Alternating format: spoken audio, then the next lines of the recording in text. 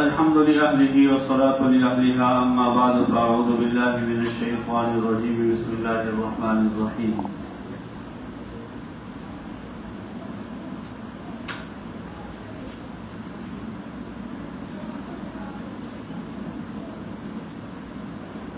وجاء إخوة يوسف فدخلوا عليه فعرفهم وهم له منكرون ولما جهزهم بجهازهم قال ائتوني بأخ لكم من أبيكم ألا ترون أني أوفي الكيل وأنا خير المنزلين فإن لم تأتوني به فلا كيل لكم عندي ولا تقربون قالوا سنراود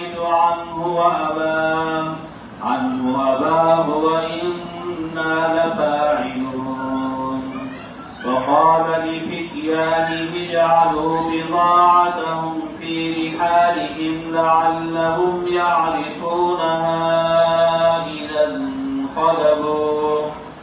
إذا انقلبوا إلى أهلهم لعلهم يرجعون فلما رجعوا إلى أبيهم قالوا يا أبانا منع منا الكيل فأرسل معنا أخانا نكتل وإنا له لحافظون قال هل آمنكم عليه إلا كما أمنتكم على أخيه من قبل والله خير حافظا وهو أرحم الراحمين ولما فتحوا متاعهم وجدوا بضاعتهم ردت إليهم قالوا يا أبانا ما نبغي هذه بضاعتنا ردت إلينا ونمير أهلنا ونحفظ أخانا ونزداد كيل بعيد ذلك كيل يسير قال لن أرسله معكم حتى تؤتون موثقا من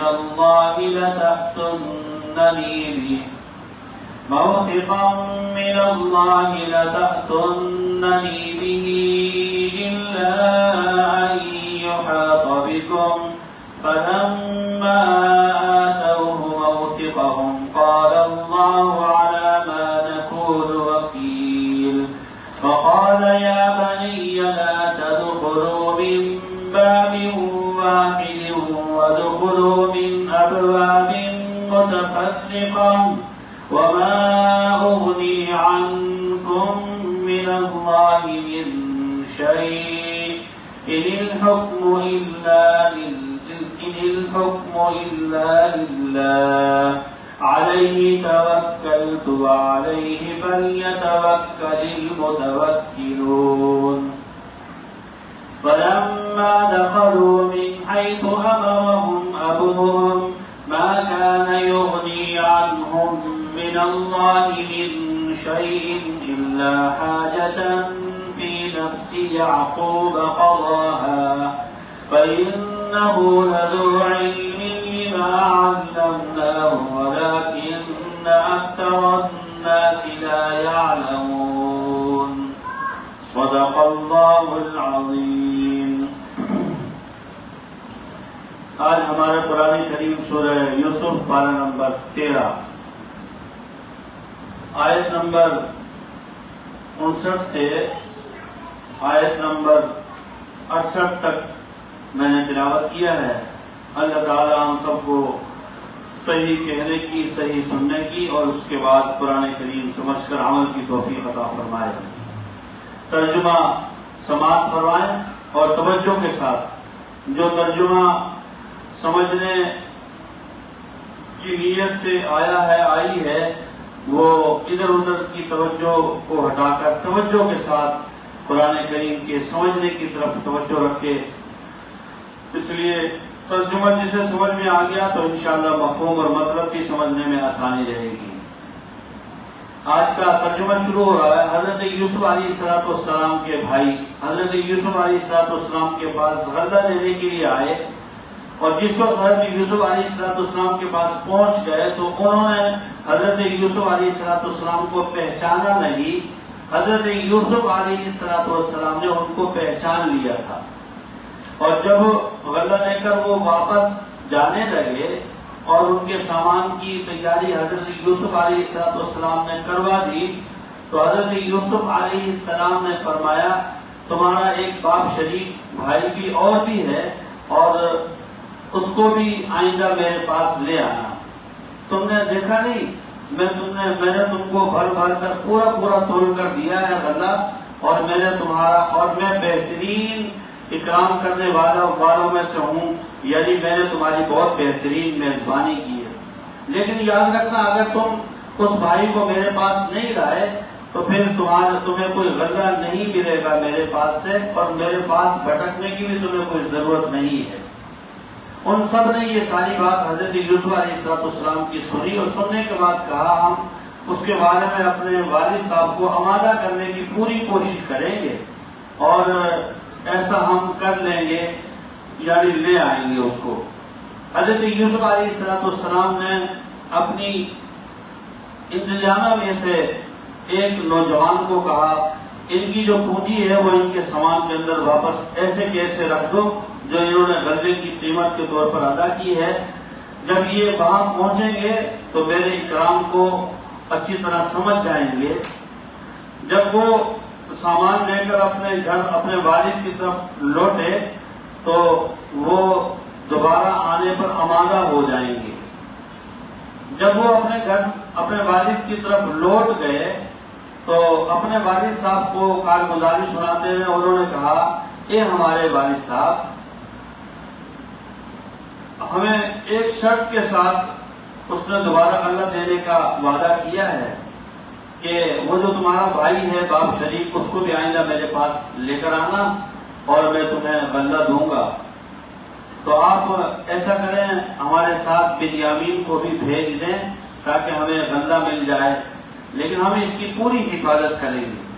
حضرت یعقوب علیہ السلام نے جب ان کی یہ بات سنی تو فوراً ذہن اس بات کی طرف چلا گیا کہ ایک بیٹا تو میرا پہلے ہی چلا گیا تھا، وہ بھی میرے بیٹوں نے مجھ سے اجازت لے کر یعنی کنویں میں ڈال دیا تھا۔ تو فوراً فرمایا میں تم پر کیسے بھروسہ کر سکتا ہوں جیسے کہ میں نے اس کے بھائی پر اس سے پہلے تم پر بھروسہ کیا۔ اللہ ہی بہترین حفاظت کرنے والے ہیں اور وہ بہت زیادہ رحم کرنے والے ہیں۔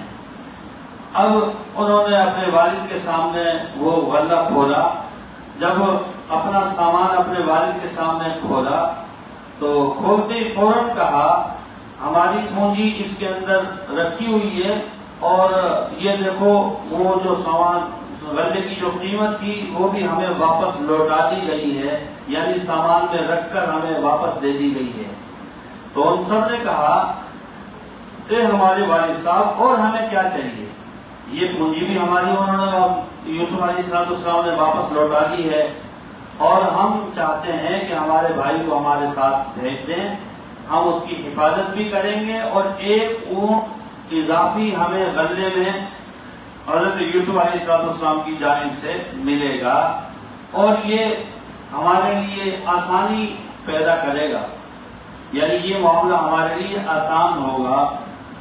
حضرت یعقوب علیہ السلام نے پہلی بات کا جواب یہ دیا کہ بھائی لینے کے بنیامین کو ہمارے ساتھ بھیج دو تاکہ غلہ ملے۔ فرمایا میں تمہارے ساتھ نہیں بھیجوں گا بالکل بھی، تم مجھے اعتماد دلاؤ اور وہ بھی اللہ کے نام سے اعتماد دلاؤ۔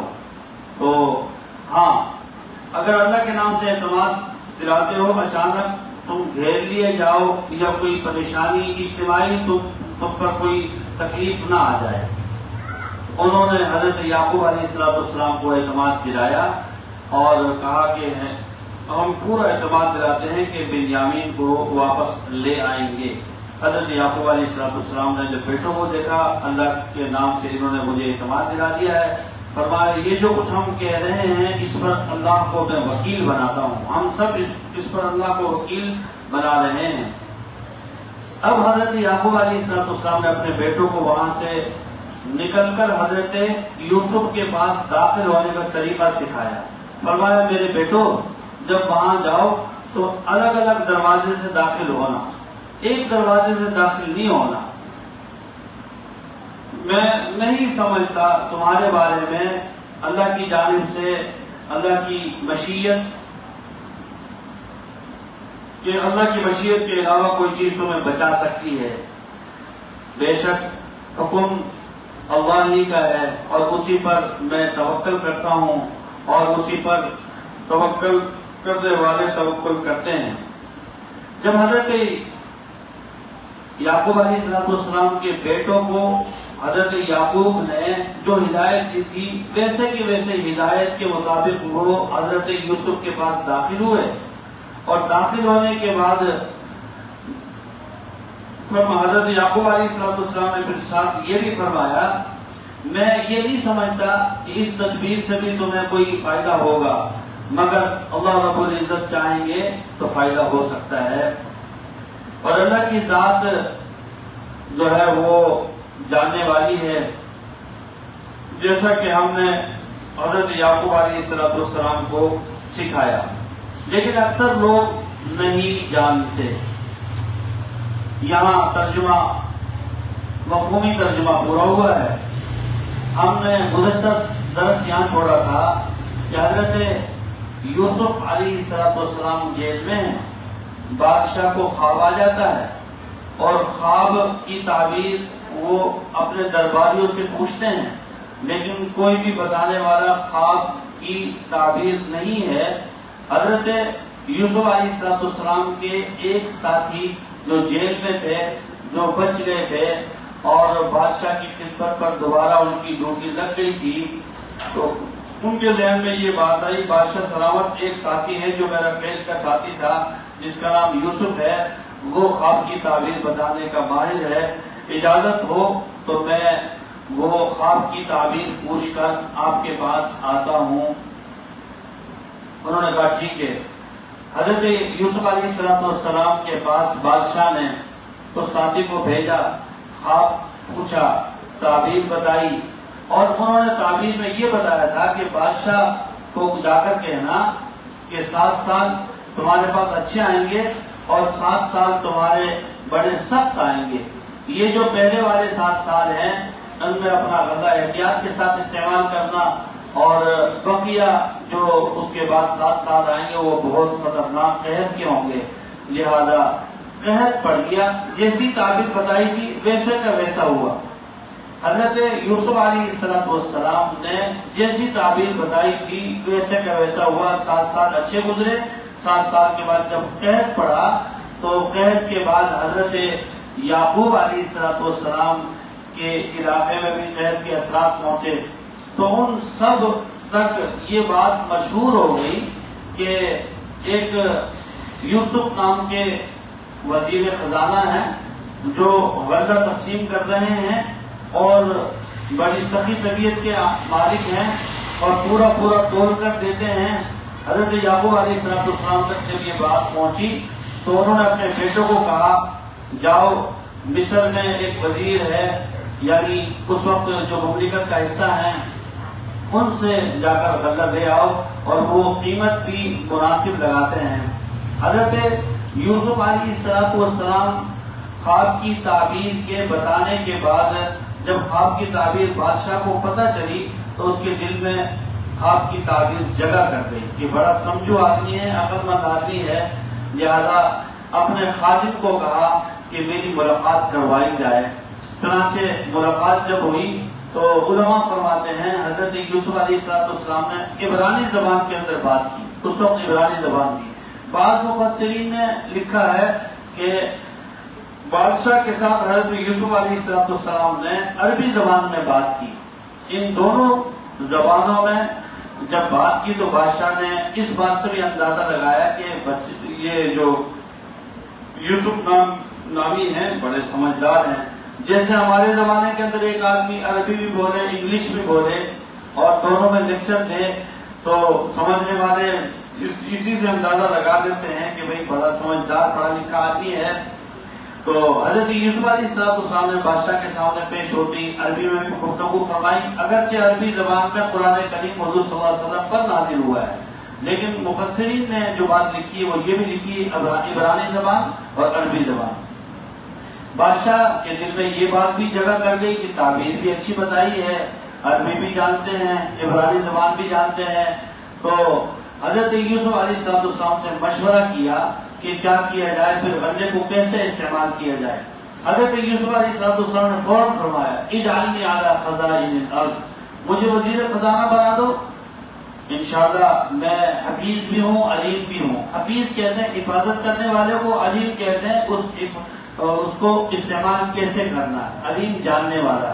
خزانہ وزیر خزانہ تو بن گیا، لیکن صلاحیت نہ ہو وہ خزانہ سارے کے سارا ضائع ہو جائے گا۔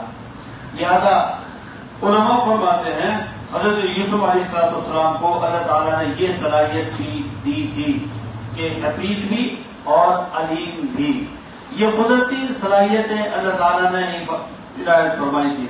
لہذا علماء نے فرمایا امت مسلمہ کے اندر رسول کریم صلی اللہ علیہ وسلم کے بعد پوری دنیا میں ایسے حکمران قیامت تک پیش نہیں کر سکتی امت کہ رسول اللہ صلی اللہ علیہ وسلم کی مسند پر بیٹھ کر جناب سیدنا صدیق اکبر جنہوں نے خزانہ بھی سنبھالا اور امت کو بھی سنبھالا، حضرت فاروق اعظم رضی اللہ تعالیٰ عنہ، حضرت عثمان غنی، حضرت علی المرتضیٰ، چاروں خلفائے راشدین چاروں برحق ہیں، لیکن قربان جائیے حفیظ بھی تھے اور خزانے کا استعمال کا طریقہ بھی جانتے تھے۔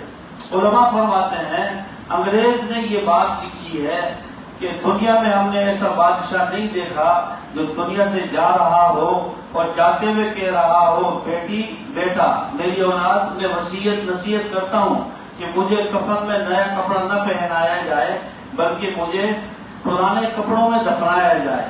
سننے والے سنتے ہیں اور سننے کے بعد پوچھتے ہیں ابا جی یہ تو تمہارا حق ہے۔ فرمایا نیا کپڑا تو زندوں کے لیے ہوتا ہے اور پرانا کپڑا یہ مردوں کے لیے استعمال ہوتا ہے، اور دنیا میں ایسا حاکم نہیں دیکھا ہوگا کہ پرندے کو دیکھ کر حسرت بھری نگاہ سے یوں دیکھے کاش اللہ مجھے انسان نہ بناتے بلکہ پرندہ بناتے، قیامت کے دن مجھ پر کوئی حساب کتاب نہیں ہوتا۔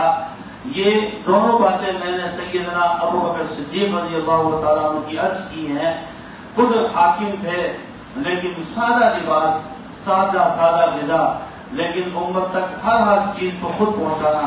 علماء فرماتے ہیں حفیظ تو بہت دیکھے ہوں گے حفاظت کرنے والے، لیکن ایسی حفاظت کرنے والے ہم نے دنیا میں نہیں دیکھے کہ امیر المومنین بھی ہے، ایک نابینا عورت ہے اور نابینا عورت کی اولاد بھی نہیں ہے، اکیلی رہ رہی ہے، اور صبح کو اس کے گھر میں خود مٹکا پانی کا بھرنا اور اس کی گھر کی صفائی کرنا۔ حضرت فاروق اعظم رضی اللہ تعالیٰ عنہ کا گزر ہوتا ہے، اس عورت سے پوچھتے ہیں تمہاری اما جی میں تمہارے گھر کی حفاظت میں تمہارے گھر کی صفائی کیوں نہ کر دوں؟ تو اما جی کہتی ہیں بیٹے میری بینائی نہیں ہے، مجھے معلوم نہیں ہے میرے گھر میں کون جھاڑو دیتا ہے۔ اور پھر فرمایا یہ مٹکا جو رکھا ہوا میں یہ بھر کر لا دوں؟ تو کہنے لگی اما جی کہ میں نابینا ہوں، مجھے یہ بھی معلوم نہیں ہے کہ میرے گھر کا مٹکا کون بھر کر لاتا ہے۔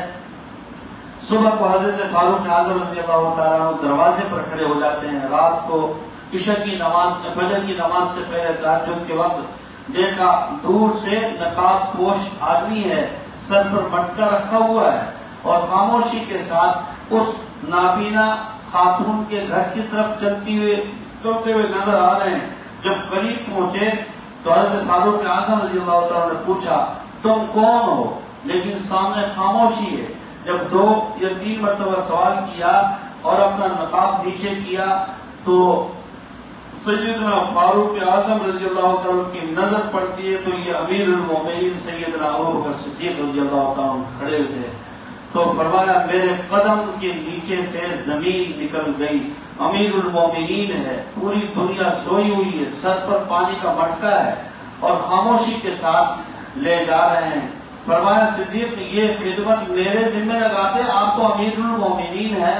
فرمایا جس میدان میں تمہاری پیشی ہے عمر، اسی میدان میں صدیق کی بھی پیشی ہوگی۔ لہذا حضرت فاروق اعظم رضی اللہ تعالیٰ عنہ 14 پیبند لگے ہوئے ہیں، مسجد نبی کے مصلی پر کھڑے ہوئے ہیں اور نماز پڑھا رہے ہیں۔ ٹھیک یہی حال حضرت عثمان، حضرت علی المرتضی رضی اللہ تعالیٰ عنہما کا تھا۔ لہذا حضرت یوسف علیہ السلام یہ اللہ رب العزت کے وہ برگزیدہ پیغمبر ہیں، اللہ نے نبوت بھی دی اور حکومت بھی دی۔ نبوت کا بھی حق ادا کیا اور اسی طریقے سے حکومت کا حق ادا بھی کیا۔ اس کے لیے میرے الفاظ نہیں بلکہ عرش والے نے خود فرمایا انی حفیظ علیم۔ یوسف میں ہم نے ایسی صلاحیت رکھی تھی کہ یہ وزیر خزانہ بھی ہیں، نبی بھی ہیں اور خزانے کو چلانے بھی جانتے ہیں۔ بادشاہ نے جب دیکھا یہ تو بڑا سمجھدار ہے، لہذا بادشاہ نے وزیر خزانہ بنا دیا۔ وزیر خزانہ کے بعد جب لوگوں کو سہولیات پہنچنا شروع ہوئی تو بیٹا باپ دونوں نبی ہیں، ایک ہی زمانہ ہے۔ نہ بیٹے کو پتا ہے کہ میں وزیر خزانہ ہوں، میرے والد کو میرے وزیر خزانہ کی اطلاع نہیں ہے، اور باپ کو بھی پتا نہیں ہے کہ میرا بیٹا وزیر خزانہ ہے۔ اور علماء یہاں سوال یہ لکھتے ہیں کہ حضرت یوسف جب وزیر خزانہ بن گئے تو اپنے والد کو بتا دیتے کہ ابا جان اب تو میری جو ہے نا اوقا ہو رہی ہے، عزت ہو رہی ہے، لہذا اب گھبرانے کی کوئی بات نہیں ہے، کیا خیر کیا ہوتا ہے۔ لیکن نہیں، دیانتداری کے ساتھ اس بات کو اللہ کے حکم کے مطابق، علماء فرماتے ہیں اللہ نے حکم نہیں دیا ہوگا اس لیے اپنے آپ کو چھپا رکھا تھا۔ تو لہذا وزیر خزانہ جب بننے کے بعد ان کی سخاوت مشہور ہوئی، حضرت یعقوب کو اطلاع ہوئی۔ حضرت یعقوب علیہ السلام نے اپنے بیٹے کو فرمایا بیٹو جاؤ اور کھانے پینے کے اسباب نہیں ہیں، مصر میں وزیر خزانہ ہیں ان سے لے کر آ جاؤ۔ چنانچہ بھائی حضرت یوسف علیہ السلام کے پاس پہنچے۔ آج جہاں سے ہمارا درس شروع ہوا اس جگہ میں ابھی پہنچا ہوں۔ لہذا جیسے ہی حضرت یوسف علیہ السلام کے پاس پہنچے غلہ لینے کے لیے، حضرت یوسف نے فوراً اپنے بھائیوں کو پہچان لیا، یہ تو میرے بھائی ہیں۔ لیکن بھائیوں پر نظر دوڑائی تو بنیامین نظر نہیں آیا جو ان کا سگا بھائی تھا ماں کی طرف سے۔ یہ باقی بھائی سارے باپ شریک ہیں تو ان کو عزت کے ساتھ پیش آئے ان کے ساتھ اور ان کو غلہ دلوایا، اور غلہ دیتے وقت جب ان کا غلہ تیار ہو گیا تو جب واپس وہ لوٹنے لگے تو پھر ایک ہدایت تھی، دیکھو تم میرے بھائی ہو، ایسا کرنا، تمہارے کتنے بھائی ہیں؟ انہوں نے بتایا ہم اتنے ہیں۔ اور کون تھا؟ ایک بھائی ہمارا اور بھی تھا، کیا نام تھا؟ اس کا یوسف تھا۔ اور کون ہے؟ بنیامین ہے۔ ابا جان ٹھیک ہے، خیریت سے ہیں؟ ابا جان بھی ٹھیک ہے، اماں ٹھیک ہے، سب حال آباد لینے کے بعد حضرت یوسف علیہ السلام نے اپنے آپ کو ظاہر نہیں ہونے دیا، لیکن ان کی خوب خدمت کی، عزت کی، ان کو اکرام کیا اور کہا کہ چلو ٹھیک ہے، تمہارا ایک جو بھائی باپ شریک ہے آئندہ جب آؤ نا تو اس کو بھی ساتھ لیتے ہوئے آنا، اس کو بھی ساتھ لیتے ہوئے آنا۔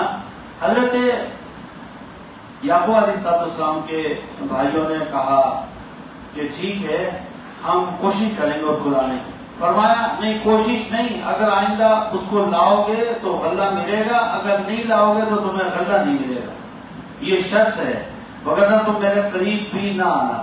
انہوں نے کہا ٹھیک ہے۔ حضرت یوسف علیہ السلام نے ان کی جو پونجی کی رقم تھی وہ ان کے سامان کے اندر رکھوا دی ویسی کی ویسی، اور جیسی سامان میں پونجی رکھوائی اور وہ اپنے والد کے پاس گئے۔ والد کے پاس جیسے پہنچنے کے بعد سب سے پہلے تو سارے راستے میں خوش اچھا تذکرہ رہا، یہ بہت سخی آدمی ہے، بہت اخلاق کے ساتھ پیش آیا، ہماری اس نے بڑی عزت کی ہے اور غلہ بھی دے دیا۔ لیکن ابھی تک ان کو یہ معلوم نہیں تھا کہ ہمارا جو غلہ ہے، غلے کے ساتھ ہماری جو رقم ہے وہ بھی واپس لوٹا دی گئی۔ والد کے سامنے جب سامان کھولا، سامان کھولتے ہی فوراً کہا دیکھو پونجی بھی دے دی اور سب بھائیوں کو اپنا اپنا حصہ بھی دے دیا غلے کا، کتنا اچھا آدمی ہے۔ ابا جی انہوں نے ایک نکلتے وقت ایک بات کہی تھی کہ بنیامین کو اگر آپ بھیج دو تو 1 فٹ اور ہم کو اضافی مل جائے گا۔ حضرت یعقوب علیہ السلام نے فرمایا دیکھو ایک ان کا بھائی پہلے غائب ہو گیا، اب یہ تم دوسرا لے جا رہے ہو، تم ایسا کرو مجھے اطمینان دلاؤ کسی بھی طریقے سے۔ تو انہوں نے اللہ کی قسم کھا کر اطمینان دلایا، اور اطمینان دلانے کی فوراً بات کہا کہ چلو میں بھیج رہا ہوں تمہارے ساتھ۔ اور بیٹوں نے کہا دیکھو ابا جان یہ پونجی بھی پڑی ہوئی ہے اور ایک اضافی اونٹ ہمیں مل جائے گا، اور انہوں نے یہ شرط بھی رکھی تھی ہم اللہ کا واسطہ بھی آپ کو دے رہے ہیں۔ تو حضرت یعقوب علیہ السلام فرمایا اس پر جو ہم بات کر رہے ہیں اللہ کو ہم نے وکیل بناتا ہوں، لیکن داخل ہوتے وقت ایسا کرنا الگ الگ داخل ہونا، اکٹھے داخل نہ ہونا۔ حضرت یعقوب علیہ السلام نے جیسے ہی فرمایا تھا ویسے داخل ہو رہے تھے، ویسے ہی داخل ہوئے وہ، لیکن فرمایا یہ جو میرے داخل ہونے کا طریقہ ہے اس سے کچھ ہوگا نہیں، اللہ تعالیٰ کی ذات چاہے گی تو فائدہ ہو جائے گا، اللہ کی ذات نہیں چاہے گی تو فائدہ نہیں ہوگا۔ جیسے حکم فرمایا تھا وہ حضرت یوسف علیہ السلام کے پاس پہنچ گئے بنیامین کو لے کر۔ اب حضرت یوسف علیہ السلام کے بعد جب بھائی آئے اور انہوں نے ان کی خوب عزت کی، خوب ان کا اکرام کیا، ان کو وزن بھی پورا پورا لے کر دیا، پورا پورا وزن دیا ہر ایک کو۔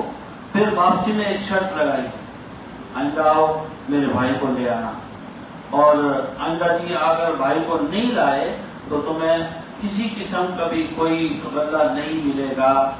یہ بات جب انہوں نے اپنے والد صاحب کو بتائی تو والد صاحب خوش بھی ہوئے، لیکن جب والد صاحب کو یہ بات پتا چلی کہ یہ تو لے کر جائیں گے تو انہوں نے اللہ کے عہد کا جو عہد لیا وہ سب نے دیا۔ لیکن درمیان درس میں حضرت یعقوب علیہ السلام نے اپنے بیٹوں کو فرمایا دیکھو جب وہاں تم پہنچو الگ الگ دروازے سے داخل ہونا۔ اس پر حضرت یعقوب علیہ السلام نے فرمایا یہ جو میں تمہیں تدبیر بتا رہا ہوں نا کہ الگ الگ دروازے سے داخل ہونا، یہ اس وجہ سے علماء نے فرمایا کہ بیٹے جوان ہوں، سب خوبصورت ہوں، نظر بھی لگ سکتی ہے، اور کسی کی نظر لگ جائے فرمایا حدیث شریف میں آیا ہے کہ نظر برحق ہے، اور نظر کا لگ جانا بھی برحق ہے۔ اس لیے علماء فرماتے ہیں نظر بد کیوں رکھتی ہے، جیسے الفاظوں میں تاثیر ہے اسی طریقے سے نظر میں بھی تاثیر ہوتی ہے۔ انسان کو دیکھتا ہے، اس کی آنکھوں سے شعاعیں نکلتی ہیں اور وہ دوسرے کے جسم پر اثرات کرتی ہیں جو ہمیں نظر نہیں آتی، اللہ کی قدرت ہے۔ اس لیے فرمایا تم داخل ہو تو الگ الگ دروازے سے داخل ہو، اکٹھے داخل ہوں گے سب۔ کس کے بیٹے ہو؟ یعقوب کے۔ کس کے بیٹے ہو؟ یعقوب کے۔ کس کے بیٹے ہو؟ یعقوب کے۔ 10 مرتبہ یہ جواب آئے گا، لہذا الگ الگ داخل ہونا، کسی کی نظر نہ لگ جائے۔ حدیث میں آتا نظر بالکل برحق ہے، لگ جاتی ہے۔ ایک صحابی غسل کر رہے تھے، دوسرے صحابی گزر رہے تھے، اور پہلے ابھی ہمارے زمانے میں جیسے غسل خانے ہوتے ہیں ایسا سسٹم تو نہیں تھا، لہذا اس زمانے کے اندر نلکوں کا بھی سعودیہ کے اندر ایسا نظام نہیں ہے۔ سعودیہ وہ ملک ہے جہاں نہری نظام نہیں ہے۔ میدان عرفات میں ہارون رشید کی بیوی نے زبیدہ نے ایک زمانے میں نہر حجاج کرام کے لیے کھدوائی تھی، جس کے کچھ اثرات تھوڑے بہت نشانات باقی ہیں اور وہ بھی ختم ہو گئی ہے۔ پسندیدہ علاقہ ہے، لہذا وہاں نہانے کا جو نظام ہوگا وہ ڈور کے ذریعے برتن رکھ کر نہانے کا نظام ہوگا۔ وہ نہا رہے تھے، دوسرے کی نظر پڑ گئی، جیسے ہی غسل سے فارغ ہوئے بخار چڑھ گیا اور سردی چڑھ گئی۔ رسول کریم صلی اللہ علیہ وسلم کا وہاں سے گزر ہوا، حضور اکرم صلی اللہ علیہ وسلم کو اطلاع دی گئی یا رسول اللہ صلی اللہ علیہ وسلم سردی لگ رہی ہے، بخار چڑھ گیا ہے، اور حضور اکرم صلی اللہ علیہ وسلم نے جا کر پوچھا کیا ہوا، کیفیت کیا ہوئی۔ جیسے انسان کو تکلیف ہوتی ہے دوسرا پوچھنے کے لیے آتا ہے کہ بھائی تم نے کیا کھایا تھا، کیا پیا تھا، کس وجہ سے تکلیف ہوئی۔ عرض کیا تھا کہ رسول میں نہا رہا تھا اور ایک صحابی کا گزر ہوا، میرے جسم پر نظر پڑی، تو بس ان کی نظر کے بعد سے میری کیفیت یہ ہے۔ حضور اکرم صلی اللہ علیہ وسلم نے اس صحابی کو بلایا اور بلانے کے بعد فرمایا وضو کرو۔ وضو کیا، اور وضو کرنے کے فوراً بعد ان کا جو وضو کا پانی تھا وہ اس کے جسم پر مرا. مرنے کے بعد فرمایا اب انشاءاللہ تمہیں آرام آ جائے گا. ٹھیک کچھ ہی دیر کے بعد ان کو آرام ہو گیا. حدیث شریف میں آتا ہے نظر ایسی خطرناک لگتی ہے کسی کسی کی کہ انسان جانور خرید کر لاتا ہے اور گھر کھوٹے پر باندھتا ہے. ابھی کوئی دیکھنے والا آتا ہے جس کو ہمارے معاشرے میں ناظرو بھی کہتے ہیں, اس کی نظر پڑی اور نظر پڑتے ہی جانور کچھ ہی دیر کے بعد بیٹھ جاتا ہے اور بیٹھنے کے بعد کچھ ہی دیر کے بعد اس کی حالت خیر ہو جاتی ہے اور وہ کھوٹے پر ہی مر جاتا ہے. ٹھیک اسی طریقے سے انسان کسی تقریب میں جاتا ہے اور تقریب میں جانے کے بعد واپس جب آتا ہے تو اس کی کیفیت اندرونی طور پر کبھی بخار, کسی کو سر کا درد, کسی کو آدھے سر کا درد, کسی کو بے ہوشی, کسی کو نیم بے ہوشی کی کیفیت ہو جاتی ہے. اس لیے نظر کا لگنا بالکل برحق ہے. جو میں نے واقعہ پیش آیا یہ ایک صحابی کا واقعہ ہے. یاد حضور اکرم صلی اللہ علیہ وسلم نے فرمایا حضرت یعقوب علیہ السلام نے اپنے بیٹے کو جو ہدایت دی تھی یہ نظر سے بچنے کی وجہ سے کیا تھا. ہمیں بھی چاہیے. حضور صلی اللہ علیہ وسلم نے فرمایا میں اپنے بیٹوں کو یعنی نواسوں کو دم کرتا ہوں جو حضرت ابراہیم علیہ السلام اپنے بیٹوں کو دم کیا کرتے تھے. حضور اکرم صلی اللہ علیہ وسلم بھی اپنے نواسوں کو دم کیا کرتے تھے. دم کیسے؟ سورۃ الفلق, سورۃ الناس, آیت الکرسی, بسم اللہ الذی لا یضر مع اسمہ شیء فی الارض ولا فی السماء وهو السمیع العلیم, اعوذ بکلمات اللہ التامات من شر ما خلق. یہ وہ اذکار ہیں احادیث میں مستند احادیث میں آئے ہیں کہ جن سے حضور صلی اللہ علیہ وسلم اپنے نواسوں کو دم فرمایا کرتے تھے. بہت سے لوگ اس دم کو شرک کہتے ہیں. یہ شرک نہیں ہے بلکہ حضور صلی اللہ علیہ وسلم کی سنت سے یہ عمل ثابت ہے کہ اگر نظر لگ جائے تو اس کا علاج یہ ہے یہ کلمات پڑھ لیے جائے. حدیث شریف میں آتا ہے ایک صحابی گزر رہے تھے اور ایک گاؤں کے قریب گزر ہوا, دیکھا ایک باندھی دوڑی ہوئی بستی سے باہر آئی اور حضرت ابو سعید خدری رضی اللہ تعالیٰ عنہ یا کوئی وہ صحابی ہیں گزر رہے ہیں کہ ہمارے گاؤں کے جو بڑے قبیلے کے سردار ہیں ان کو سانپ کھا گیا ہے, آپ میں سے کوئی دم کر سکتا ہے؟ تو انہوں نے ان پر سورۃ الفاتحہ پڑھ کر دم کیا. اللہ تعالیٰ نے آسانی فرمائی. انہوں نے اس پر ان کو 30 بکریاں ہدیے میں دی. انہوں نے کہا جب تک رسول اللہ صلی اللہ علیہ وسلم سے میں یہ نہیں پوچھ لوں گا اس وقت تک اس کو اپنے لیے حلال نہیں سمجھتا. حضور اکرم صلی اللہ علیہ وسلم کی خدمت میں پہنچے اور عرض کیا اللہ کے رسول یہ واقعہ پیش آیا تھا, میں نے سانپ کے ڈسے ہوئے پر سورۃ الفاتحہ سے دم کیا ہے اور انہوں نے مجھے 30 بکریاں ہدیے میں دی ہیں. آپ کیا ارشاد فرماتے ہیں, کیا میرے لیے حلال ہے؟ آپ نے فرمایا یہ تمہارے لیے حلال ہے, جائز ہے. اس سے یہ پتہ چلتا ہے کوئی آدمی اگر دم کرتا ہے, کوئی آدمی اپنے خوشی سے اس کو کچھ دینا چاہے تو وہ لینا جائز ہے, ناجائز نہیں ہے. لیکن دکانداری نہیں کرنی چاہیے. مستقل ایک آدمی چیا بنا دے اور تعویذ بنا کر بیچنا شروع کر دے, یہ شریعت کے مزاج کے خلاف ہے. لیکن اللہ کے رسول سے دم ثابت ہے, صحابہ کرام سے دم کرنا ثابت ہے. حضور صلی اللہ علیہ وسلم نے صبح اور شام کی جو دعائیں بتائی, حضور صلی اللہ علیہ وسلم کا اپنا خود کا عمل یہ ہے کہ رات کو سوتے وقت آیت الکرسی, سورۃ الفلق, سورۃ الناس پڑھ کر اپنے جسم پر, اپنے ہاتھوں پر دم کر کے پورے جسم پر پھیرنا یہ ثابت ہے. اس لیے اگر یہ شرک نہ سمجھے کوئی آدمی کہ یہ شرک کی عمل ہے. حتیٰ کہ علماء نے لکھا ہے کہ باپ بیٹا اگر جدا ہو رہے ہیں, سفر پر جا رہے ہیں, تو باپ اپنے بیٹے کو رخصت ہوتے ہوئے, مسافہ کرتے ہوئے, ہم نے اپنے اساتذہ کا یہ معمول دیکھا ہے کہ آیت الکرسی پڑھ کر ایک دوسرے پر دم کر دیں. اللہ رب العزت موت سے پہلے ضرور ملاقات کروائیں گے. آیت الکرسی پڑھ کر ضرور ملاقات کروائیں گے. اور اسی طریقے سے سورۃ الفلق, سورۃ الناس پڑھ کر دم کر دے, اللہ تعالیٰ حفاظت فرمائیں گے. ہم اپنی ہمارے درس کا مطلب صرف قصہ نہیں ہوتا, بلکہ قصے میں جو ہمیں سبق حکمت آمیز اللہ تعالیٰ نے ارشادات بیان کیے ہیں ان کو سمجھنا مقصد ہے۔ قصہ تو کتابوں میں لکھا ہوا آدمی پڑھ لیتا ہے، لیکن اللہ ان قصے سے ہمیں کیا سمجھانا چاہتا ہے وہ ہمیں سمجھنا چاہیے۔ یقین ہمیں اللہ کی ذات کو رکھنا چاہیے۔ سب کچھ کرنے والی ذات اللہ کی ذات ہے، اللہ کے علاوہ کوئی کچھ نہیں کر سکتا، نہ کوئی دے سکتا ہے۔ ہم اپنی بیٹی کو جس وقت رخصت کرتے ہیں تو بیٹی کو قرآن نہیں پڑھایا، کبھی بھی ترجمہ نہیں سکھایا، کبھی اس کو کوئی صورت نہیں سکھائی، لیکن حال سے دلہے کو اکٹھا اور بٹھا کر دونوں کے ہاتھ ملا کر، اور نہ جانے کتنی وہاں رسومات ہوتی ہیں، شریعت کے خلاف اعمال ہوتے ہیں، بے پردگیاں ہوتی ہیں، اور جو ساری کی ساری جو ہے وہ ناجائز ہوتی ہیں۔ لہذا جس وقت رخصتی کا وقت آتا ہے تو سب کہتے ہیں کہ بیٹی کی رخصتی کا موقع ہے، ابو جان مامو جان کہاں ہیں؟ قرآن کریم لائیں گے اور بچی کے سر پر رکھ کر گاڑی کے اندر بٹھانے تک اس کے سر پر قرآن کریم ہوگا، اور جب تک وہ گاڑی میں نہیں بیٹھے گی سب کہیں گے کہ قرآن کے سائے میں ہم اپنی بیٹی کو رخصت کر رہے ہیں۔ شریعت میں اس عمل کی کا کوئی ثبوت نہیں، یہ بے اصل بات ہے۔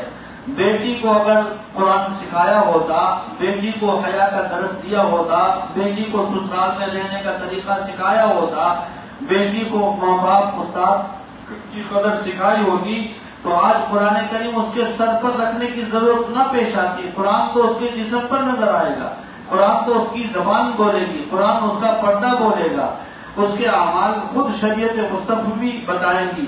لہذا قرآن کریم کو سر پر رکھ کر قرآن کے سائے میں رخصتی کرنا، یہ اللہ کے رسول کے دین میں اس کی کوئی حیثیت نہیں۔ ہاں، اللہ کے رسول صلی اللہ علیہ وسلم نے اپنی بیٹی کی رخصتی یوں فرمائی ہے جیسے حضرت یعقوب علیہ السلام اپنے بیٹوں کو بیٹا سمجھ کر ہدایت دے رہے ہیں، بیٹا نظر نہ لگ جائے، ایک دروازے سے داخل نہ ہونا، مختلف دروازوں سے داخل ہونا۔ اللہ کے رسول صلی اللہ علیہ وسلم نے اپنی بیٹی کی رخصتی کر رہے ہیں، حضرت علی کے ساتھ نکاح ہو گیا، نکاح بھی حضور صلی اللہ علیہ وسلم نے خود پڑھایا، پوری دنیا کا سردار نکاح پڑھا رہا ہے، اور دلہا جنتی ہے، اور اماں فاطمہ رضی اللہ عنہا جنتی عورتوں کی سردار ہے۔ منصب بھی پتہ چل گیا، مرتبہ بھی پتہ چل گیا، ٹھکانہ جنت بھی پتہ چل گیا، لیکن جب رخصتی ہوئی حضور نے 2 عورتوں کی تشکیل کی، تم فاطمہ کو علی کے گھر چھوڑ کر آؤ، نہ گھوڑے کی ضرورت ہے، نہ گاڑی کی ضرورت ہے، نہ قرآن کریم کے سر پر رکھنے کی ضرورت ہے۔ حضور صلی اللہ علیہ وسلم نے جب دیکھا گھر پہنچ گئی اماں فاطمہ تو حضور صلی اللہ علیہ وسلم نے پیغام دیا، میں خود آؤں گا، فاطمہ تھوڑا انتظار کرنا، میں خود آؤں گا۔ حضور صلی اللہ علیہ وسلم گھر تشریف لے گئے، حضرت علی کو برابر میں بٹھایا، بٹھانے کے بعد سورۃ الفلق پڑھا، سورۃ الفلق کی تلاوت فرمائی، سورۃ الناس کی 3 مرتبہ تلاوت فرمائی، اور تلاوت فرمانے کے بعد حضرت علی رضی اللہ عنہ کے اوپر اور اماں فاطمہ رضی اللہ عنہ کے اوپر دم فرمایا۔ یہ دم کون کر رہے ہیں؟ سید الانبیاء محمد الرسول اللہ صلی اللہ علیہ وسلم کر رہے ہیں۔ قرآن کریم سر پر نہیں رکھ رہے بلکہ خود پڑھ کر دم فرما رہے ہیں، اور دونوں کو نصیحت فرما رہے ہیں، بیٹی تم علی کا خیال رکھنا، علی میری بیٹی سب سے چھوٹی ہے لیکن تم اس کا خیال کرنا۔ ہم بھی اپنی بیٹی کو رخصتی کرتے وقت یہ ہدایات دیتے ہیں نہیں، بس اگر حضور صلی اللہ علیہ وسلم کی بیٹی کی رخصتی دیکھ لی جائے تو شادی بھی ہماری شادی ہو کر شریعت کے مطابق بن جائے۔ حضرت یعقوب علیہ السلام نے بیٹے کو فرمایا، بیٹو ذرا سا خیال رکھنا، الگ الگ ہو کر داخل ہونا۔ اس سے یہ بات بھی علماء فرماتے ہیں کہ باپ اپنے بیٹوں کو جو ہدایت دے، بیٹوں کو اس کا خیال رکھنا چاہیے، بیٹی کو ہدایت دے، بیٹی کو بھی اس کا خیال رکھنا چاہیے کہ اماں نے مجھے رخصتی کے وقت یہ جملہ کہا تھا، اور باپ نے مجھے رخصت ہوتے وقت یہ جملہ کہا تھا، یہ نصیحت کی تھی۔ لہذا جیسے حضرت یعقوب نے بیٹوں کو حکم فرمایا تھا، قرآن کریم یہ جملہ نقل کر رہا ہے، فرمایا وَلَمَّا دَخَلُوا مِنْ حَيْثُ أَمَرَهُمْ أَبُوهُمْ، ان کے والد نے داخل ہونے کا جو طریقہ ان کو فرمایا تھا اسی طریقے سے بیٹے داخل ہوئے۔ فرما بردار اولاد ماں باپ کو یوں یاد رکھتی ہے، اور علماء فرماتے ہیں اگر ماں باپ کی بات بچے رکھتے ہیں تو ساری زندگی تکلیفوں سے دور رہیں گے۔ ماں باپ کو اپنی اولادوں سے کتنی محبت ہوتی ہے، مفتی محمد تقی عثمانی صاحب شیخ الاسلام شیخ الحدیث صدر جامعہ دارالعلوم کراچی نے اپنی زندگی میں تراشے نام کی ایک کتاب لکھی ہے، جو تراشے کا مطلب یہ ہوتا ہے کہ تراشنا، چھیلنا۔ فرماتے ہیں میں نے یہ کتاب اس لیے لکھی ہے، میں نے جب بھی کوئی واقعہ عجیب دیکھا تو اس کتاب میں لکھ دیا۔ عجیب واقعات اس کے اندر لکھے ہیں، اس میں ایک واقعہ یہ بھی لکھا ہوا ہے کہ حضرت یعقوب علیہ السلام کا ایک بیٹا گم ہوا۔ باپ کو اولاد سے کتنی محبت ہوتی ہے، اب دوسرا بھی گم ہو رہا ہے۔ ایک بیٹا تو جدا ہو گیا، اب دوسرا بیٹا جدا ہو گیا۔ اب جدا ہونے سے پہلے بیٹوں کو نہ ڈانٹا، نہ گھر سے نکالا، نہ کوئی گالی دی، اور نہ ان کے ساتھ کوئی ایسا کوئی جملہ استعمال کیا، بلکہ قرآن بتاتا ہے فَصَبْرٌ جمیل، صبر جمیل کرتے ہوئے اپنے بیٹوں کے ساتھ ویسے ہی محبت کے ساتھ پیش آتے رہے۔ بہت سے ماں باپ اپنی اولاد سے معمولی غلطی پر زندگی بھر آنکھ کرنا، بول چال چھوڑ دینا اور ان سے دوری اختیار کرنا کرتے ہیں۔ لہذا حضرت یعقوب علیہ السلام کا عمل بتا رہا ہے، بیٹوں نے بیٹا ہی بیچ دیا، کنویں میں ڈال دیا، لیکن اسی باپ کے ساتھ اسی گھر میں رہ لیں، اور اب دوسرا بیٹا بھی مانگ رہے ہیں۔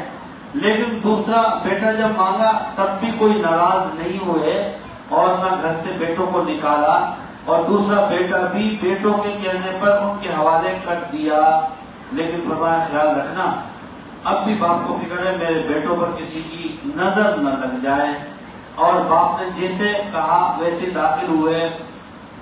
چنانچہ میں ماں باپ سے متعلق عرض کر رہا تھا، تراشے نام کی کتاب مفتی صاحب نے لکھی، اس میں حضرت نے ایک واقعہ لکھا کہ ایک عورت کا ایک ہی بیٹا تھا، اور بیٹا گم ہو گیا اور عیسائیوں نے اٹھا لیا، قید خانے میں بیڑیاں ڈال لی، قید خانے میں بند کر دیا۔ یہ والدہ اپنے بیٹے کو تلاش کرتے کرتے مایوس ہو گئی۔ ایک بہت بڑے محدث وہاں رہتے تھے، ان کی خدمت میں پیش ہوئی، اور پیش ہونے کے بعد عرض کیا حضرت میں آپ کی خدمت میں دعا کے لیے حاضر ہوئی ہوں، میرا بیٹا گم ہو گیا ہے اور دعا فرمائیں کہ میرا بیٹا مل جائے۔ حضرت بھی سمجھدار تھے، فرمایا میں دعا نہیں کرتا بلکہ دعا تم کرو، میں آمین کہوں گا اس پر۔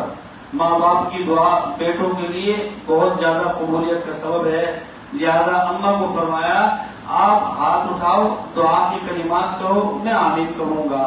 چنانچہ ماں دعا کر رہی، اللہ میرے بیٹے کو بحفاظت آزاد فرما اور باجاب فرما اور وہ مل جائے، میری آنکھیں ٹھنڈی ٹھنڈی ہو جائیں۔ حضرت نے فرمایا آمین۔ فرمایا رات کی تاریکی میں دیکھا جو بیڑیاں لگی ہوئی تھی خود ہی کھل گئی، اور کھلنے کے بعد وہ باہر آ گیا، دروازہ بھی کھل گیا، بیڑیاں بھی کھل گئی۔ جیسے باہر آیا چوکیدار نے پکڑا، پکڑنے کے بعد کہا تم نے یہ بیڑیاں کیوں کھولی ہے، دروازہ کیوں کھولا ہے؟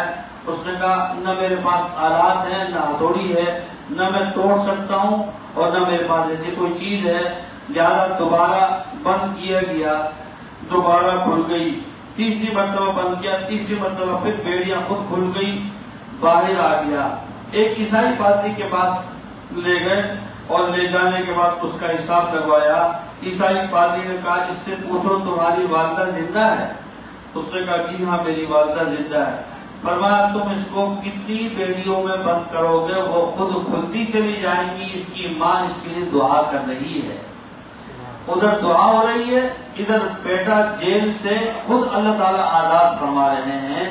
لہذا حضرت یعقوب علیہ السلام کی اولاد نے ان کے ساتھ کیا کیا اور حضرت یعقوب نے اپنے اولاد کے ساتھ کیا کیا۔ ہم درس میں آتے وقت یہ ساری چیزیں ذہن میں رکھیں کہ قصہ نہیں ہے، کہانی نہیں ہے، بلکہ اللہ جس قصے کو قصہ احسن کہہ دیں اس میں تو پتہ نہیں کتنی نصیحتیں ہیں۔ ہر آیت پر اگر آدمی بات کرنا چاہے بہت لمبی بات ہو سکتی ہے، لیکن اللہ تعالیٰ سے یہی درخواست ہوتی ہے اللہ جو ضروری بات ہے وہ زبان سے نکلوا دے، جو مفید بھی ہوں اور فائدہ مند بھی ہوں۔ لہذا ہم آتے وقت درس میں یہ نصیحت کریں اللہ اگر تقوی کی بات آئے گی تو میں تقوی اختیار کروں گا، گناہ سے بچنے کی بات آئے گی قصے کے اندر تو میں گناہ سے بچنے کی بات کروں گا، توبہ کروں گا، اور اگر تربیت کی بات آئے گی تو وہ تربیت کی بات زندگی میں خود بھی اپناؤں گا، اپنے بچوں کے لیے بھی اپناؤں گا، اپناؤں گی۔ تو ساری کی ساری بات کا خلاصہ میں ابھی دوبارہ آپ کی خدمت میں عرض کر دیتا ہوں۔ حضرت یوسف علیہ السلام کے بھائی غلہ لینے کے لیے حضرت یوسف کے پاس آئے۔ علماء نے یہاں نقطہ یہ لکھا ہے، گناہ سے قحط سالی آتی ہے، نیکیوں سے اللہ رزق میں اور مرتبے میں ترقی دیتے ہیں۔ جیسا کہ حضرت یوسف کے بھائیوں نے بیچ کر گناہ کیا لیکن قحط آ گیا، حضرت یوسف نے اس پر صبر کیا اور تقوی کی زندگی اختیار کی، اللہ نے وزیر خزانہ بنا دیا۔ دوسرے نمبر پر حضرت یوسف علیہ السلام نے اپنے بھائیوں کو مجرم ہوتے ہوئے بھی عزت ایسے دی جیسے سگے بھائیوں کو دینے کا حق ہے، ویسی کی ویسی عزت دی۔ آج ہمارا بھائی اگر کوئی ایسا کر دے تو ہم مستقل اس کے ساتھ بائیکاٹ کر دیتے ہیں، نہیں۔ حق اپنی جگہ ہے، ہر ایک سے ایک اپنی جگہ ہے، شریعت اپنی جگہ ہے، ہر ایک سے ایک رکھنی چاہیے۔ بھائی بھائی ہی کو کندھا دیتا ہے، بھائی بھائی ہی کو ساتھ دے گا۔ حضرت موسیٰ علیہ السلام کو اللہ نے حضرت ہارون کو بھائی بناتے ہوئے فرمایا تھا، سَنَشُدُّ عَضُدَكَ بِأَخِيكَ، موسیٰ ہم تجھے مضبوط کریں گے تیرے بھائی ہارون کے ساتھ۔ بھائی ہونا یہ بہت بڑی اللہ تعالیٰ کی جانب سے ایک سعادت مند رشتہ ہوتا ہے، اپنی طرف سے جوڑ کی کوشش کرتے رہنا چاہیے۔ تیسرے نمبر پر بھائی کو جب یہ کارگزاری بتائی، حضرت یوسف علیہ السلام تو بڑے سخی آدمی ہیں، لیکن حضرت یوسف نے اس کے باوجود بھی اپنے آپ کو چھپایا۔ دیکھو احسان کرنے کے بعد بھی اپنے آپ کو بھائی چھپایا۔ آج ہمارے معاشرے میں اگر کوئی کسی کو کچھ دے دے، جب تک وہ کسی کو کہہ نہیں لیتا اور وہ گھوم پھر کر اس تک بات نہیں آ جاتی، اس وقت تک آدمی کو سکون ہی نہیں آتا کہ ہم نے تو اس بہن کے ساتھ یہ کیا، اس بھائی کے ساتھ یہ کیا۔ حضرت یوسف علیہ السلام کا اتنا بڑا واقعہ اللہ قرآن کریم میں بیان کر کے یہ بتانا یہ چاہتے ہیں یوسف کے ساتھ بھائیوں نے کیا کیا اور یوسف نے ان کے ساتھ کیا کیا، لیکن پھر بھی بتایا نہیں۔ میں تم کو کھانا کھلا رہا ہوں، میں تم کو عزت دے رہا ہوں، تم میرے بھائی ہے، تم نے تو مجھے بیچ دیا تھا، تم نے تو مجھے کنویں میں ڈال دیا تھا، تم نے تو مجھے گولی مار دی تھی۔ نہیں، یہ نبیوں والے اوصاف ہیں، سینہ کو کشادہ رکھنا چاہیے۔ معاشرے میں اگر کسی کی طرف سے تکلیف آتی ہے خاموشی اختیار کرنی چاہیے۔ آپ کی خاموشی انشاءاللہ آپ کا یہ صبر انشاءاللہ العزیز یہ صبر آپ کو ترقی دلوانے کا سبب بنے گا، جیسا کہ حضرت یعقوب اور حضرت یوسف کا صبر اوپر لایا۔ حضرت یعقوب علیہ السلام نے درمیان میں بیٹوں کو بھیجتے ہوئے فرمایا تھا، فَاللَّهُ خَيْرٌ حَافِظًا وَهُوَ أَرْحَمُ الرَّاحِمِينَ، اللہ کی ذات بہت بہترین حفاظت کرنے والی ہے۔ اس آیت کے زمرے میں علماء نے لکھا ہے جب صبح ہو تو آدمی صبح کی دعائیں پڑھ لے، شام ہو تو شام کی دعائیں ضرور پڑھ لے۔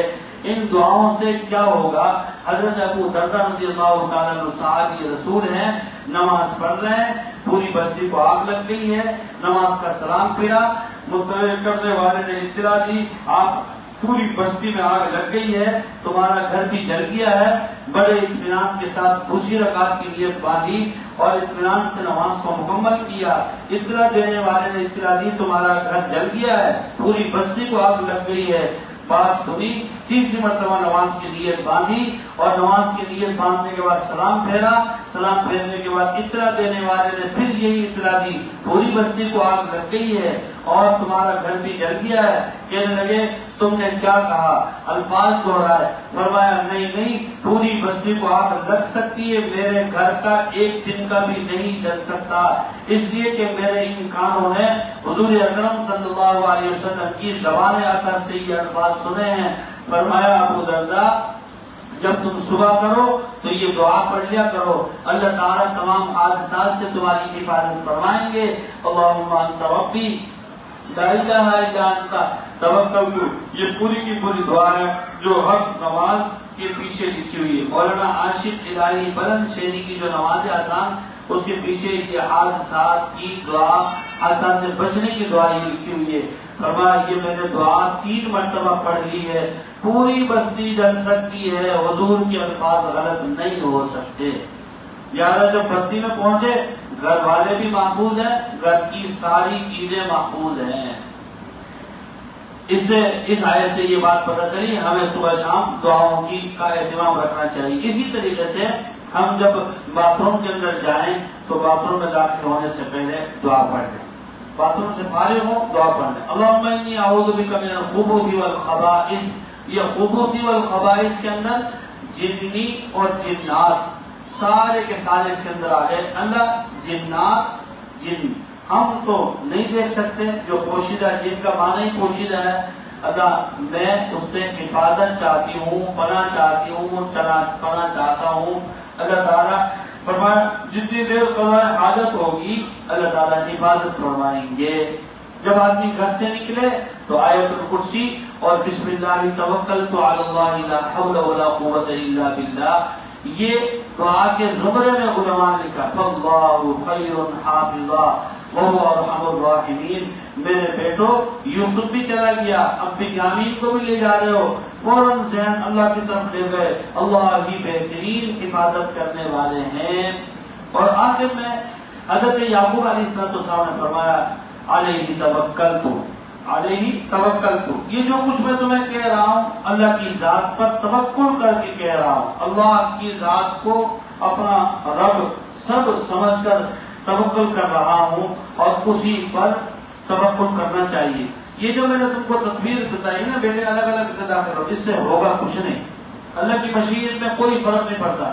اس کی مثال یوں سمجھے، آج اگر ہمارے معاشرے میں کسی بچے کو نظر لگ جاتی ہے تو عورتیں ٹوٹکا بتاتی ہیں، ایسا کرو مرچی لو اور مرچی کو جو ہے وہ آگ پہ ڈالو، اور اگر بو آ گئی تو ٹھیک ہے، نہیں آئی تو سمجھو نظر لگی ہوئی ہے۔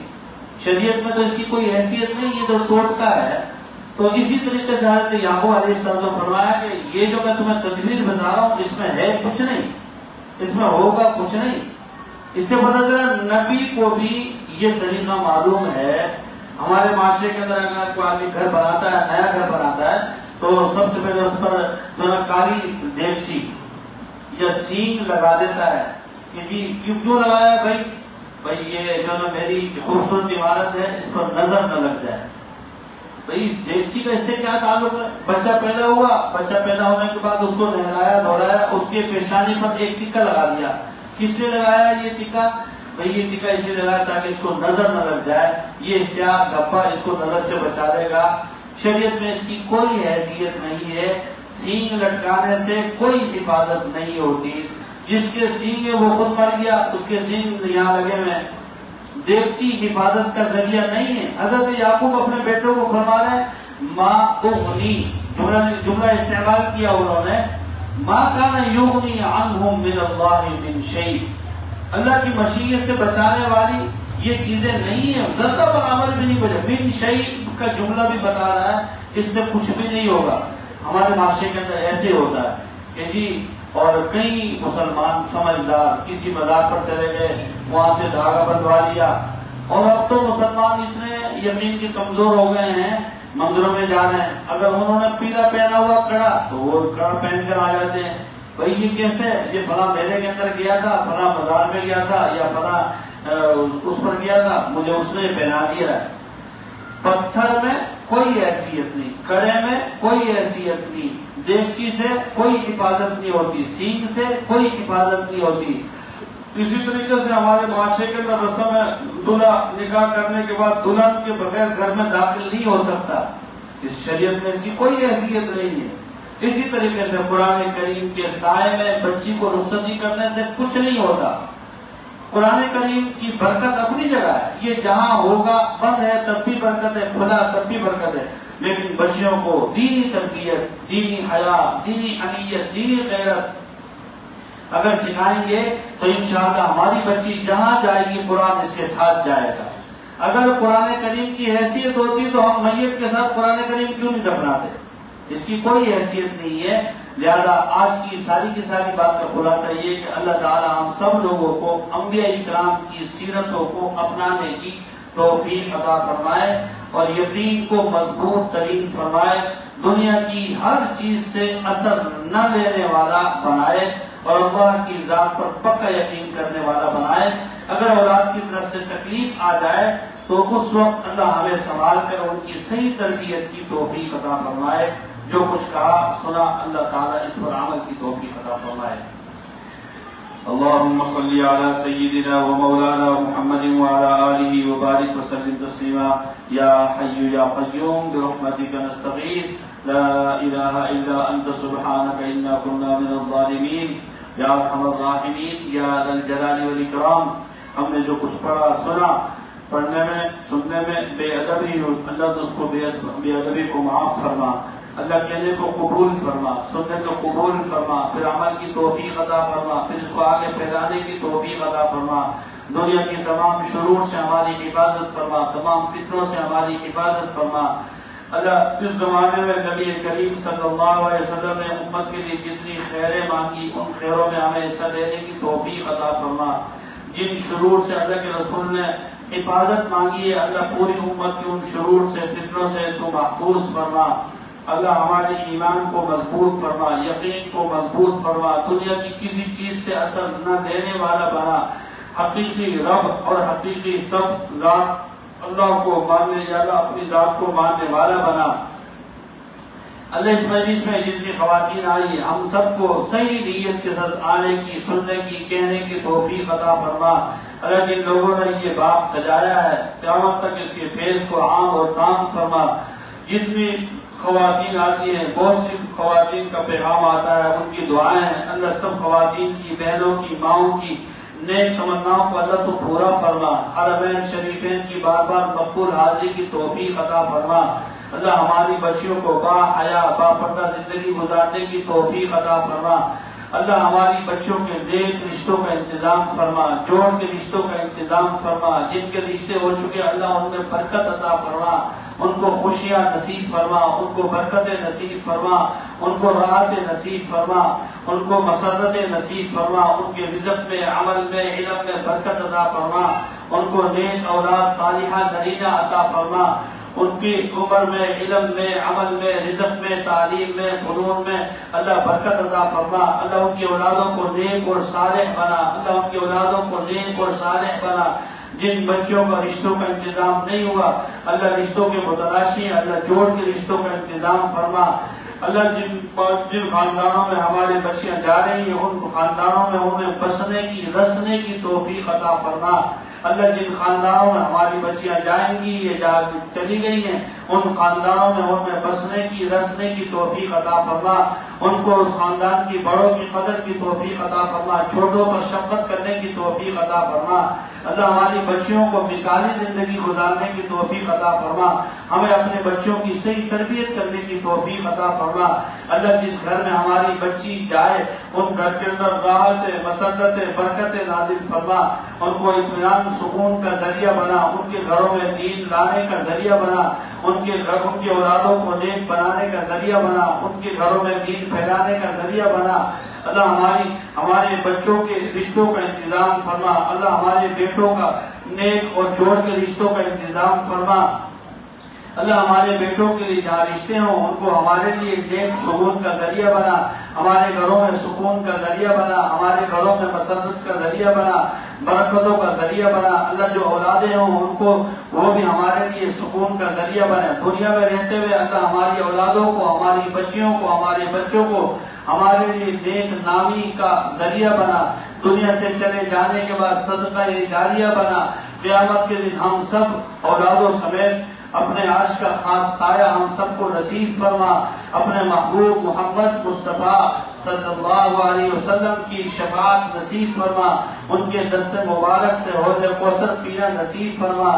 اللہ دنیا میں ہمارے بچوں کو اور ہمیں نیک صحبت، نیک اولیاء کی خدمت میں بیٹھنے کی توفیق عطا فرما، نیک مجلسوں میں جانے کی توفیق عطا فرما، دین سیکھنے والی، سکھانے والی مجلسوں میں جانے کی توفیق عطا فرما۔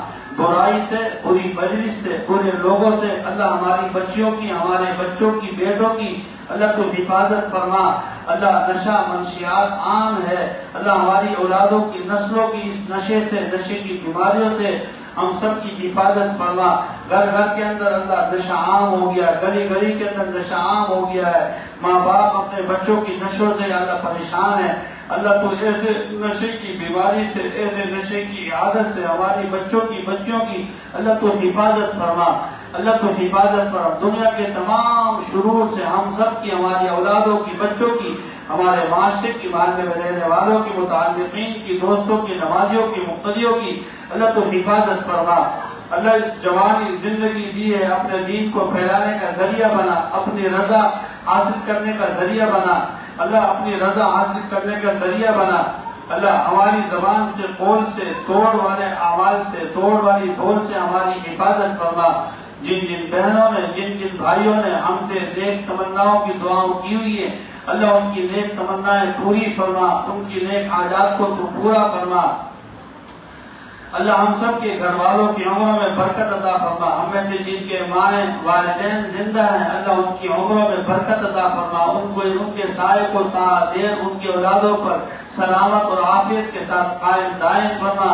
اللہ ہم میں سے جن کی والدہ زندہ ہے، ان کی عمر میں برکت فرما. ہر قسم کی اللہ محتاجی سے ان کی حفاظت فرما.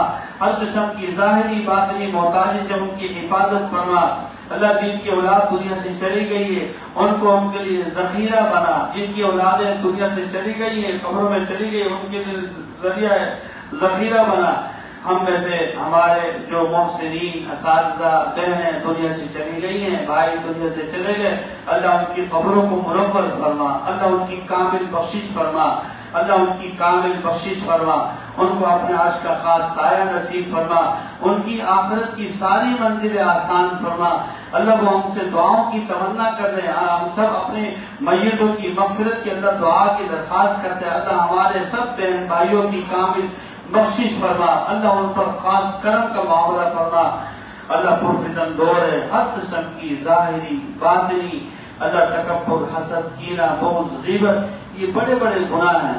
ہم کو گناہ میں مشغول ہونے کے بعد پتہ ہی نہیں چلتا ہم کسی کی غیبت کر رہے ہیں یا تکبر کر رہے ہیں یا کسی کو حقیر سمجھ رہے ہیں. اللہ ان باطنی گناہوں سے بھی ہماری حفاظت فرما. جن جن لوگوں نے اللہ قربانی کرنے کا ارادہ کیا ہوا، ذی الحج کے اعمال کرنے کا ارادہ کیا ہوا تھا، ہم سب کے لیے ذی الحج کی فضائل حاصل کرنے کا ذریعہ بنا. اس بقیہ وقت کی قدر کی توفیق عطا فرما. جتنے اعمال کریں اللہ خالصتاً اپنے رضا کے لیے کرنے کی، کہنے کی توفیق عطا فرما. ان دعاؤں کو اپنے فضل سے، اپنی رحمت سے، اپنی بارگاہ عالیہ میں قبول فرما. اللهم صل على سيدنا ومولانا محمد وعلى آله وبارك وسلم تسليما. اللہ امت میں جتنے لوگ بیمار ہیں سب کو صحت کاملہ عاجلہ مستمرہ عطا فرما. جتنے لوگ بیمار ہیں سب کو شفاء کاملہ عاجلہ مستمرہ عطا فرما. عادل بھائی کی بہن اور ان کے خاندان میں اور ہمارے خاندان میں جہاں جو لوگ بیمار ہیں اللہ سب کے علاج میں سہولت کا، عافیت کا، کرم کا معاملہ فرما. بہت سے لوگ پرچی لکھ کر اس مجلس میں دعا کے لیے کہتے ہیں، اللہ ان تک ہماری یہ دعا پہنچا دے. ہم ان کو دعاؤں میں یاد رکھ رہے ہیں، ان کو بھی ہمیں اپنے دعاؤں میں یاد رکھنے کی توفیق عطا فرما. لا الہ الا اللہ.